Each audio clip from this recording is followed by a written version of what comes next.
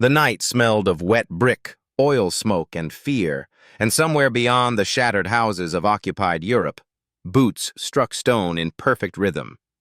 It was 1943, and the war had already decided that men like him were supposed to kneel, obey, or disappear. He was not a soldier. He owned no uniform, no rank, no factory. He had a hammer scavenged from bomb rubble, a bent file, and a pile of trash the occupiers did not bother to count. Yet before this night ended, 17 German soldiers would lie silent, and the weapon responsible would never appear in any official arsenal. It would be whispered about instead, a crude gun born from scrap metal, desperation, and a refusal to surrender. This is the story of how an ordinary civilian, hunted and powerless by every military definition, transformed shattered junk into lethal resistance, and in doing so proved that courage does not wait for permission, nor does history only move at the command of armies. He had learned early what occupation really meant, not slogans or flags, but sound. The crack of rifle butts against doors before dawn, the scream of brakes as trucks stopped outside apartment blocks, the heavy silence afterward when neighbors avoided eye contact because eye contact could get you killed. Before the war, his world was wires, gears, and broken appliances. He fixed radios for pocket money, patched bicycles, and stripped discarded machines just to understand how they worked. Hands that once solved harmless problems now shook whenever German patrols passed his window. Yet he noticed something long before he admitted it aloud. The occupiers relied on imported strength. Their weapons were precise, factory-made, dependent on supply chains that stretched hundreds of miles. His world, by contrast, was rubble, improvisation, absence. Scrap metal filled courtyards, bomb casings lay half-buried in earth. Pipes, springs, bolts, all discarded, all useless to a modern army, all deadly in the hands of someone desperate enough to rethink them. The idea came quietly, almost shamefully, while he listened to boots marching below his workshop room. What if a weapon didn't need to be beautiful? What if it didn't need to last? What if it only needed to work once or twice? Fear followed the thought immediately. Building a gun without training was suicide. If discovered, there would be no trial, no explanation, just a wall, a bullet, and an unmarked grave. At night he lay awake hearing imaginary explosions, feeling imagined recoil in his hands, wondering if curiosity had crossed into madness. But each day the patrols grew bolder, dragging boys from streets, shooting hostages for crimes no one committed. Eventually fear stopped protecting him and started suffocating him. That was the moment he chose motion over waiting. He began collecting trash with the precision of a thief. Sections of pipe that could chamber around, springs salvaged from mattresses, steel plates flattened with hours of hammer blows. Every tap of metal felt like thunder in his ears. Every mistake could cost fingers, eyes, a life. He tested mechanisms with shaking hands, knowing there would be no safety margin when steel finally met fire. The gun took shape slowly, ugly and wrong by military standards, but fiercely logical. It jammed. It cracked. It almost killed him once when a misaligned pin snapped loose. Still, he kept going, driven not by hatred, but by a simple, burning refusal to remain helpless. By the time German boots echoed again beneath his window, he no longer listened as a victim. He listened as a man holding an answer that should not exist, and hoping, terrified, that it would work when reality demanded everything. The first time he loaded the weapon, his hands felt heavier than the steel itself, as if every fear he had ever swallowed had settled into his palms. The gun was crude. Uneven welds, mismatched parts, a barrel that came from water pipe instead of any factory line. But when he held it close, he felt something unfamiliar beneath the terror. Intention. He tested it in silence, deep in an abandoned cellar where bomb dust clung to the walls like frozen smoke. The click of the improvised firing pin echoed louder than artillery in his mind. It worked. Barely. Enough. The sound alone almost broke him, not because it was loud, but because it meant there was no turning back. From that moment on, discovery meant death, and hesitation meant complicity. Outside, the occupation tightened its grip. Posters appeared listing new executions. Curfews shortened. German soldiers moved with increasing arrogance, rifles slung casually, laughing in cafes that once belonged to neighbors now missing. He watched them from doorways, calculating distances, exits, angles, not like a killer, but like a man measuring fate. He waited not for courage, but for necessity, knowing true bravery rarely arrives as confidence. It comes disguised as exhaustion. The night he finally stepped out, the city felt unbearably loud. Pipes rattled. Somewhere a woman cried. His breath fogged the cold air as a patrol turned into the narrow street ahead. 5 men first, then more behind them, shadows multiplying against ruined walls. Retreat would have been easy. Survival begged him to disappear. Instead, his fingers tightened around cold metal, and his heart hammered so violently he feared it would betray him. The first shot exploded into the night, raw and imperfect, the trash gun barking like an animal dragged from a cage. A soldier fell instantly, surprise frozen on his face. For a single suspended second, the world held its breath. Then, chaos erupted.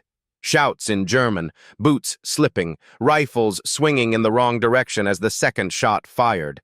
The weapon recoiled brutally, bruising his shoulder, but he barely felt it. Adrenaline drowned pain. Smoke burned his throat. He saw figures drop, not as enemies but as sudden absences, and the weight of that knowledge cut deeper than fear. He moved because stopping meant dying. Ducking through alleys he knew from childhood, reloading hands trembling but obedient, he ambushed patrols that never expected resistance from a man without insignia or backup. Each confrontation lasted seconds and stretched into eternity. Each shot carried the risk that the gun would explode, that fate would choose this moment to punish his defiance. Instead, it held. By the time silence reclaimed the streets, 17 German soldiers lay motionless across multiple blocks, and the civilian who should not exist had vanished into rubble. The city did not celebrate. It trembled. Retribution would come swiftly and mercilessly. He knew that now. The gun lay hidden beneath debris, still warm, as he pressed his back against a wall and felt the crushing truth settle in. He had proven it could be done. And proving something in war is often more dangerous than doing it. The morning after did not dawn. It accused. Sirens cut through the streets before sunlight reached the ground, and German loudspeakers barked orders that echoed between broken buildings like verdicts being read aloud. Bodies were discovered at first light, and with them came fury. Locks were smashed. Homes were searched with methodical violence. Men were dragged barefoot into the cold and lined against walls that still bore older bullet marks, reminders that the occupiers never wasted effort when terror worked just as well. He watched from behind cracked shutters, stomach hollow, knowing every breath he took added risk to everyone around him. The gun was hidden, but the act could not be hidden. 17 empty spaces in German ranks demanded answers, and answers would be paid for in blood. He understood now that killing was only the beginning. Survival afterward required something harder: restraint. Every instinct screamed to flee again, to strike again, to keep moving until motion itself became safety. But resistance was not rage. Resistance was patience. He dismantled the trash gun piece by piece, scattering its components across different hiding places like bones buried after a crime that history would never record. Each metallic click felt like erasing himself. The man who had fired could not exist anymore. In his place, there had to be a shadow who knew when not to act. Days passed under curfew, heavy with threat. Posters went up announcing executions for anyone assisting partisans. Entire families were questioned. He learned to control his breathing when soldiers kicked down the door next door, learned to ignore the scream of his name inside his skull when boots stopped outside his own. Fear became constant, not sharp, but suffocating, like smoke that never cleared. Yet beneath it, something had changed. Neighbors looked at one another differently now, not with hope, but with recognition. The Germans were not invulnerable. Precision rifles and factory weapons had been defeated by scrap and nerve. That realization spread quietly, dangerously. He heard whispers he did not encourage and did not stop. Somewhere, someone else was taking mental notes the way he once had, measuring pipes, hoarding springs. He did not feel pride. He felt an overwhelming responsibility. If his actions sparked a wave of reprisals, he would carry those deaths forever. At night, he replayed every shot, every falling body, wondering if some unseen alternative could have spared lives on both sides. Sleep came rarely and without rest. He reminded himself why he had acted, not for glory, not even for revenge, but because waiting had become a kind of death. The occupation tightened, but so did the silence of submission. He sensed the city holding its breath again, balanced between terror and imagination. Somewhere beyond the checkpoints and searchlights, the war continued as maps and arrows. Here, it lived in kitchens, cellars, and the knowledge that even trash in the right hands could fracture the illusion of control. Winter closed in like a siege of its own, pressing cold into stone and bone, and with it came the slow, grinding aftermath of defiance. Food grew scarce, radios went silent.